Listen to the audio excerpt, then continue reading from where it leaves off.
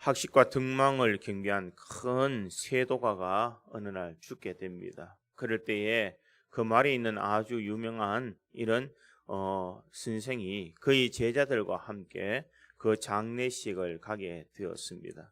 뒤따라가던 제자가 이렇게 스승에게 묻습니다. 선생님, 죽은 자는 죽은 자에게 맡기고 나를 따르라 하시더니 오늘은 무슨 까닭에 그런 자리에 가시는 것입니까? 물었더니 이 스승은 아무 대답하지 않고 묵묵히 그 자리에 참석하게 됩니다. 그 후에 이 초상집에서 돌아온 후에 제자들에게 이렇게 묻습니다. 너희들은 이 장례식에 가서 무엇을 보았느냐? 이렇게 물었습니다.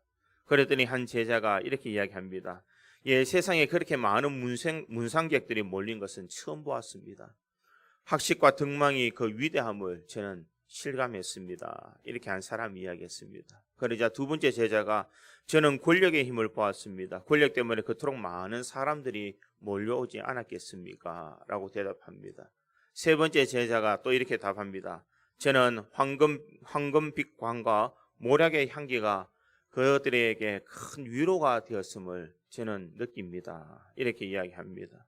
그러자 네 번째 제자는 장례식 절차가 그렇게 장중하고 경건한 것이 얼마나 값진 것인지를 보았습니다. 라고 했습니다.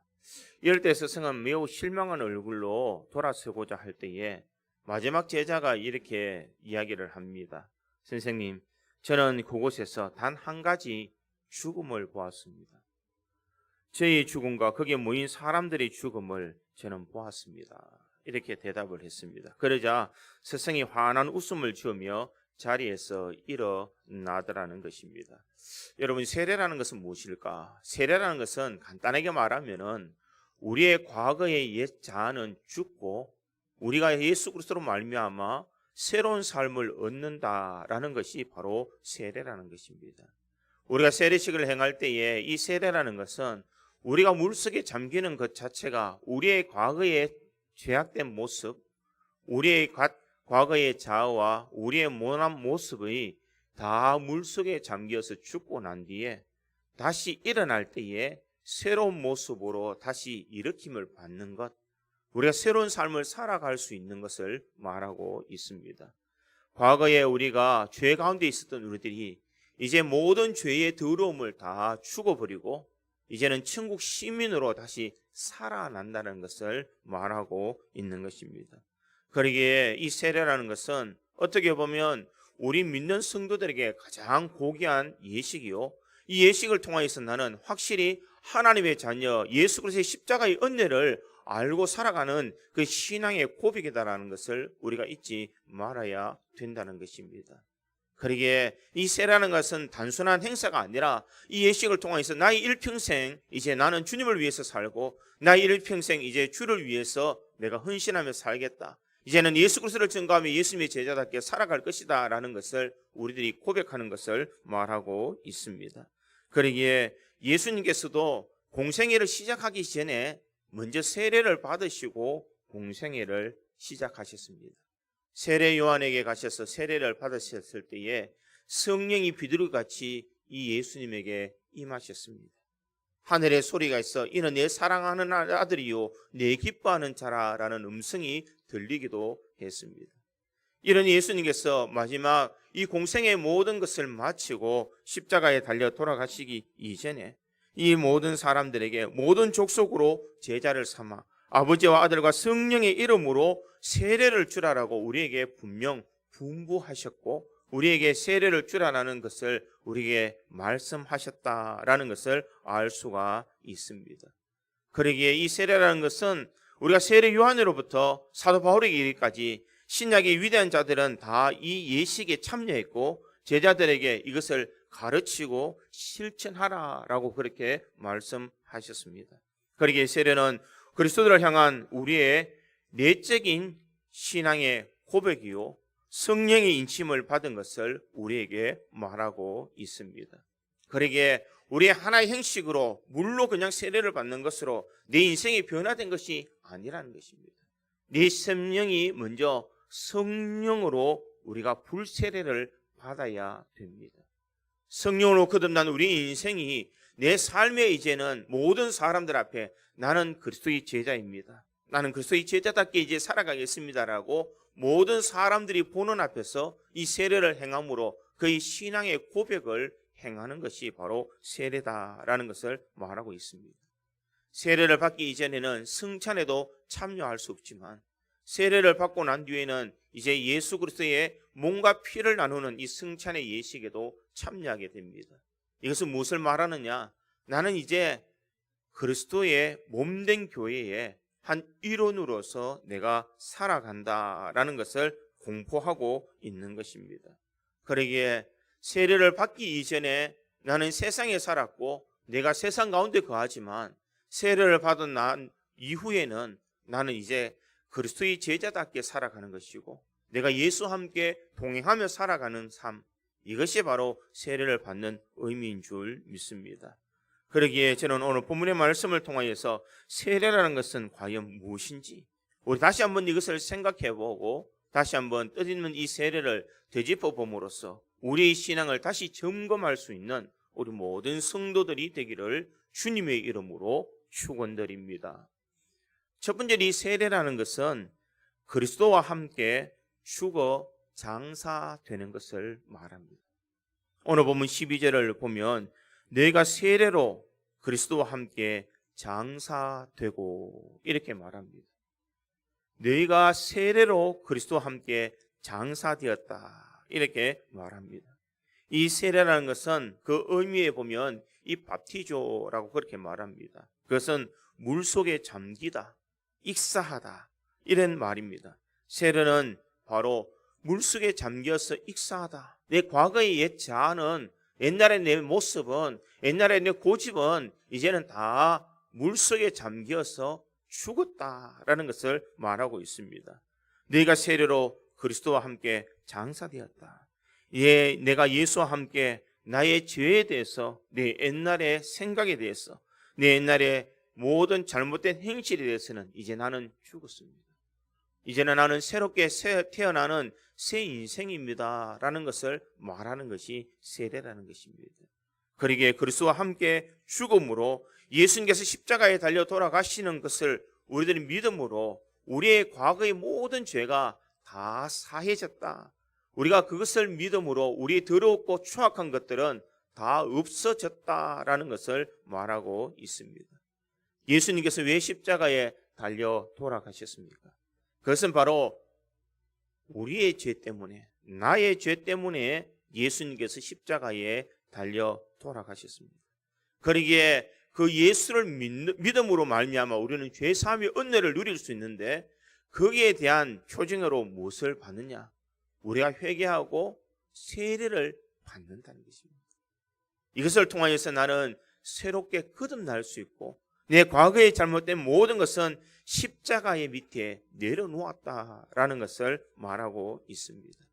갈라디아서 5장 24절에 보니 그리스도 예수의 사람들은 육체와 함께 그 정욕과 탐심을 십자가에 못 박았느니라 이렇게 말씀하고 있습니다. 예수의 사람들은 우리의 모든 정욕과 탐심을 십자가에 못 박은 사람입니다. 그러기에 과거의 악한 행실, 과거의 추악한 모습은 십자가 밑에 다 못을 박은 인생이라는 것입니다. 로마서 6장 2절에도 이렇게 증거합니다.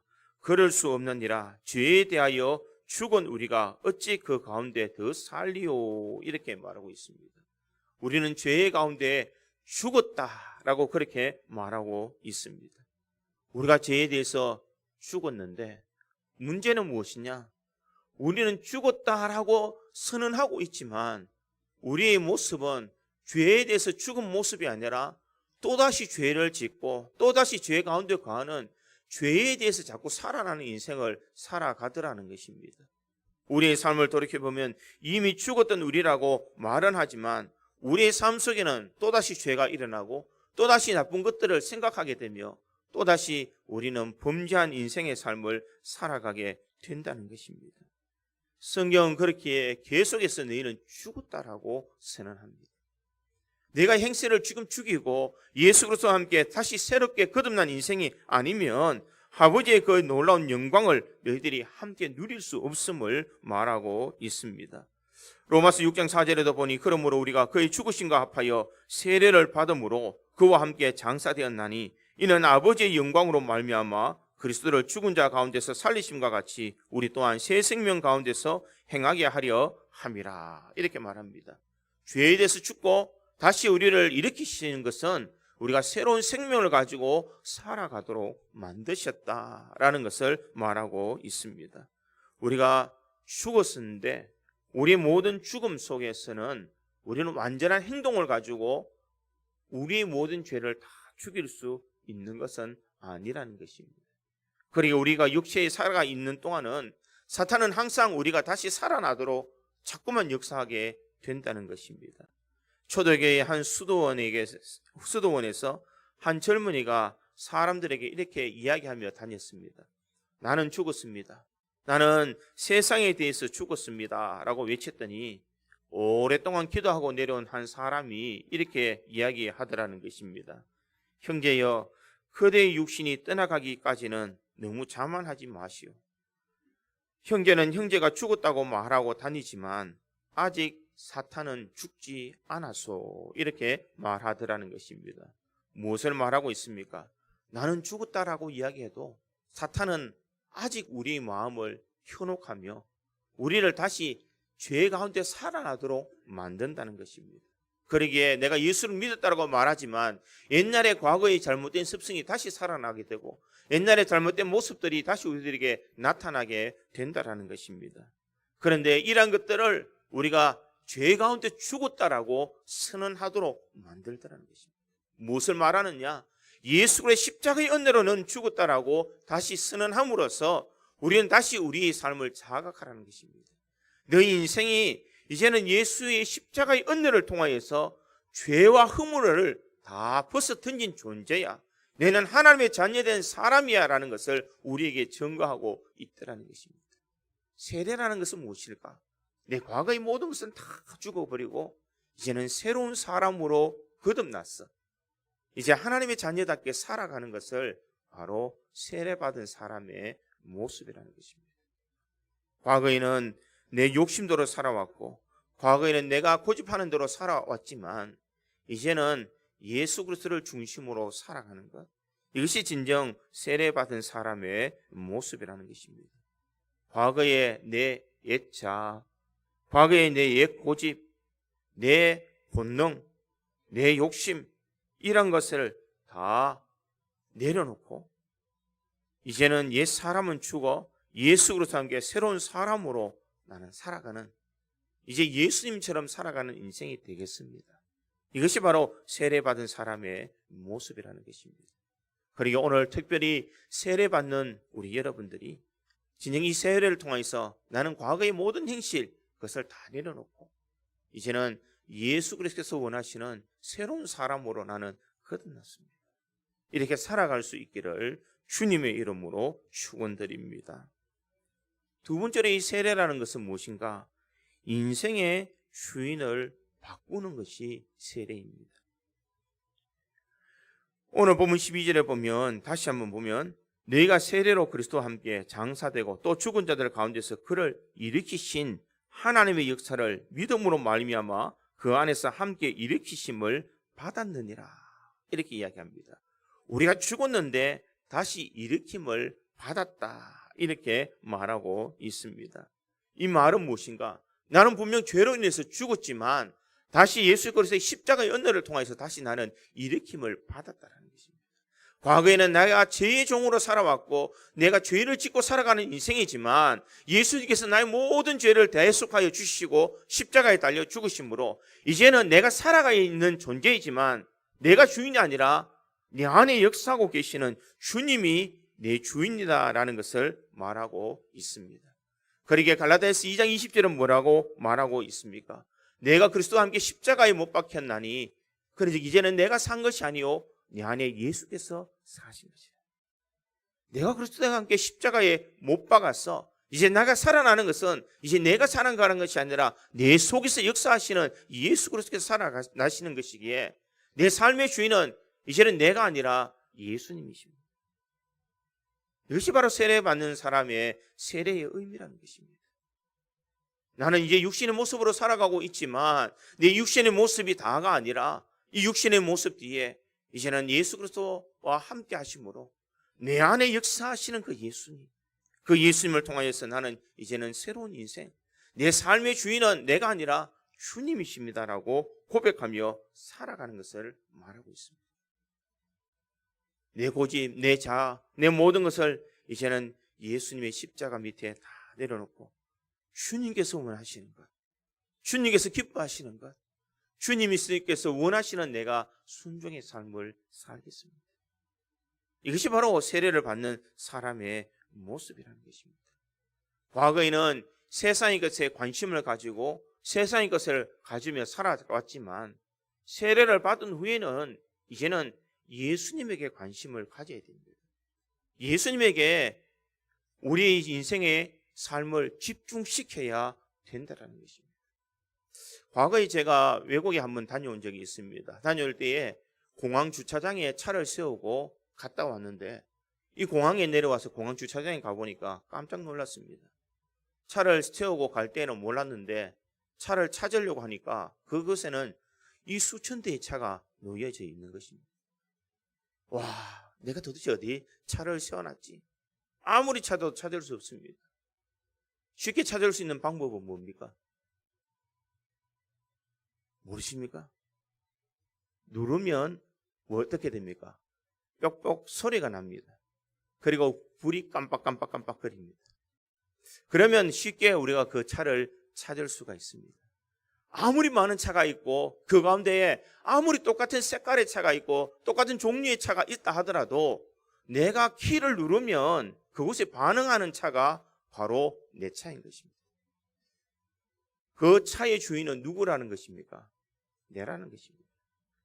세례받는다는 의미가 바로 그와 같은 것입니다. 수많은 사람들이 있고 수많은 것들이 놓여 있지만 우리는 어디에 반응해야 되는가? 예수 그리스도께서 누를 때에 우리가 반응하는 것입니다. 이것이 예수님을 나의 구세주로 삼고 살아가는 사람의 모습이라는 것입니다. 세상에 관심 둘 것이 많고 세상에 집중할 것이 참 많이 있지만 이제 세례를 받고 난 사람은 내가 예수님을 나의 주인으로 삼는다면 주인이 나를 부를 때에 즉각적으로 내가 반응하는 모습, 이것이 바로 세례받은 사람의 모습이라는 것입니다. 다른 것에 반응한다면 우리는 예수님을 나의 주인으로 삼고 있는 사람이 아니라는 것입니다. 어떠한 순간에 어떠한 형편이든지 예수님께서 원하시는 대로 누르면 우리는 즉각적으로 반응하며 살아가는 거예요. 이것이 바로 세례받은 사람의 모습이요 예수님을 나의 주인으로 삼는 사람의 모습이라는 것을 잊지 말아야 됩니다. 이제 세상의 것에 반응하지 마시고 이제 예수 그리스도 안에 반응할 수 있기를 간절히 소망합니다. 그러한 삶을 살아가는 것, 그것이 바로 성령께서 우리의 삶을 인도해 주시고 우리가 믿음의 길을 달려갈 수 있도록 만들어 주시는 것입니다. 내가 세례를 받았음에도 예수 그리스도 요구하시는 그 키를 누를 때에 우리가 반응하지 않으면은 우리가 받는 이 세례는 아무런 소용이 없다는 것입니다. 우리가 수많은 사람들에게 나는 세례 받았습니다라고 공포했지만 예수 그리스도를 나의 주인으로 삼지 않고 예수 그리스도 원하시는 것에 반응하지 않으면 이 세례라는 것은 아무런 소용이 없다라는 것입니다. 내가 이제 주님만을 위해서 살고 주님께서 원하시는 대로 내가 살겠습니다. 이것이 바로 세례받은 사람의 모습인 줄 믿습니다.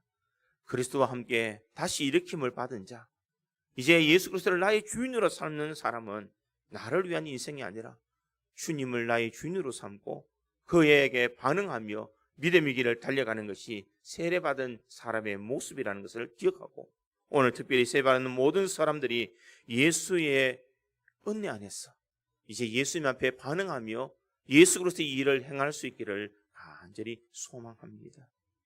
예수 그리스도께 반응한다는 것은 무엇일까?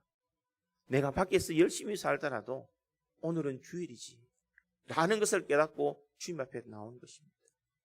과거에는 옛날에 힘들 때에 네가 점쟁이를 찾아가고 네 지인들을 찾아갔지만 이제 예수님을 나의 주인으로 삼는 사람은 힘든 일이 있으면 주님 앞에 먼저 무릎을 꿇는 것을 말하고 있습니다.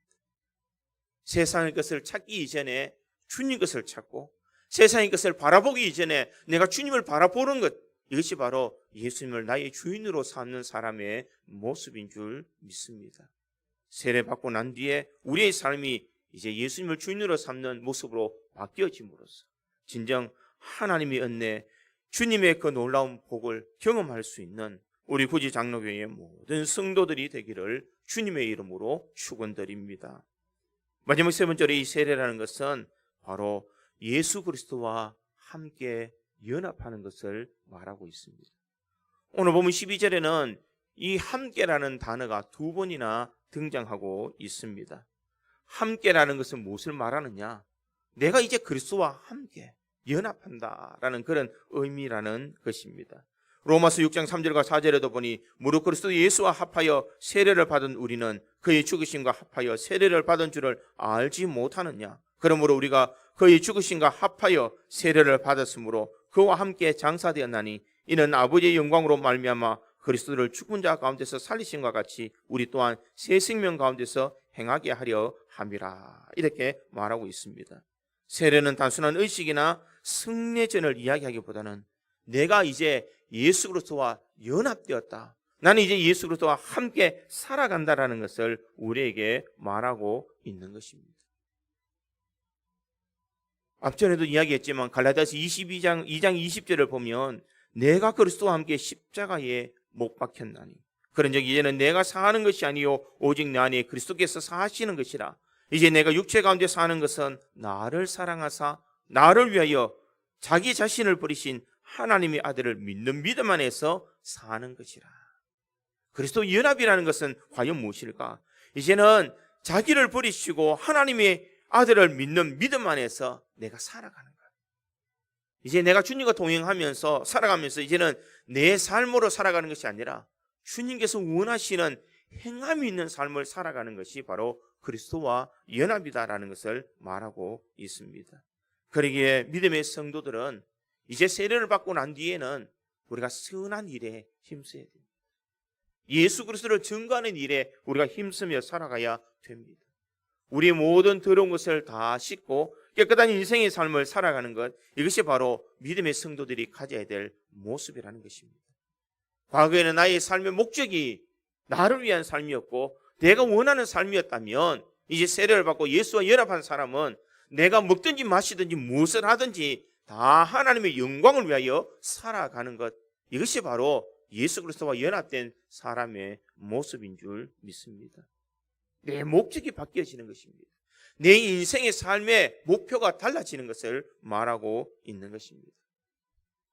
여러분 혹시 구필화가 김준호 씨라는 분을 알고 계십니까? 그분은 대학교 2학년 때에 기술병으로 군대에 입대하게 됩니다. 그런 탱크 위에서 작업을 하다가 미끄러져 떨어졌는데 목이 부러져 버렸습니다. 목이 부러지니까 자신의 하반신은 다 마비가 되어버렸습니다. 병원에 누워 있는데 자신의 인생이 참 처량하기 그지없습니다. 목 이하에 있는 모든 부분은 감각도 없었습니다. 병원에 누워 있는데 뒤에 등에 욕창이 나서 살이 썩어 들어가도 아픔을 느끼지 못했고 이식 수술을 받으면서 자신의 생명을 유지하게 되었는데 내가 이렇게 살아서 못할까? 그렇게 생각하면서 자살하려고 생각했더니 자살도 못하더라는 것입니다. 머리 위에, 목 위에 있는 부분만 살아있고 목 밑에 있는 부분은 다 죽어 있기에 자기가 어떻게 해야 될지 자살하고자 싶어도 자살하지 못하는 자신의 처량한 인생을 바라보면서 그 인생을 완전 자포자기하면서 살아왔다는 것입니다. 이 병원에서 저 병원으로 육군 통합병원으로 자신이 이리저리 다니면서 치료를 받아보았지만 자신에게 오는 것은 희망보다는 절망의 메시지가 더 많은 그런 사람이었습니다. 그러던 어느 날 휠체어를 탄 한 여전도사가 찾아와서 예수를 증거하고 있습니다. 예수 믿고 마음을 평안함을 얻으십시오. 예수님은 참 구세주가 되십니다. 당신의 모든 고통스러운 짐을 대신 짊어주실 분이 우리 예수님입니다 라고 전도하는 이 전도사님을 만나게 됩니다. 이 전도사님이 이 김준호 씨를 찾아와서 손을 잡고 얼마나 간절히 기도하는지 예수의 마음을, 예수의 그 따뜻한 심령이 이 김준호 씨에게 들어가 달라고 간절하게 기도했더니 이 김준호 씨가 이제는 차츰차츰 변화되기 시작했습니다. 살 수 없을 것 같고 포기할 것 같은 인생의 나락에서 예수 그리스도를 영접한 후에 그의 인생은 점차 다시 바뀌어지기 시작하게 되었습니다. 안 된다는 부정적인 생각에서 긍정적인 마음으로 바뀌어지게 되었고, 자포자기한 인생, 탄식과 눈물이 있던 그의 삶에 기쁨과 웃음과 이제는 행복이 무엇인지를 차츰차츰 그는 알아가게 되었다는 것입니다.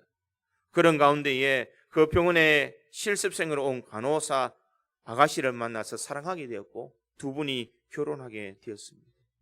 이것으로 그의 인생이 끝난 것이 아니라 하나님께서는 그를 들어서서 수많은 사람들에게 하나님의 살아계심을 증거하도록 만들었습니다. 그는 자신의 목 하반신은 다 사용할 수 없지만 그 위에 사용할 수 있는 입을 가지고 붓을 입에 물기 시작했습니다. 그리고 그림을 그리기 시작했습니다. 얼마나 잘 그렸는지 한 작품을 한번 감상해 보시죠. 잠깐 띄워주시기 바랍니다. 준비 안 되었습니까? 예, 분명히 제가 드렸는데 다음에 보여드리겠습니다.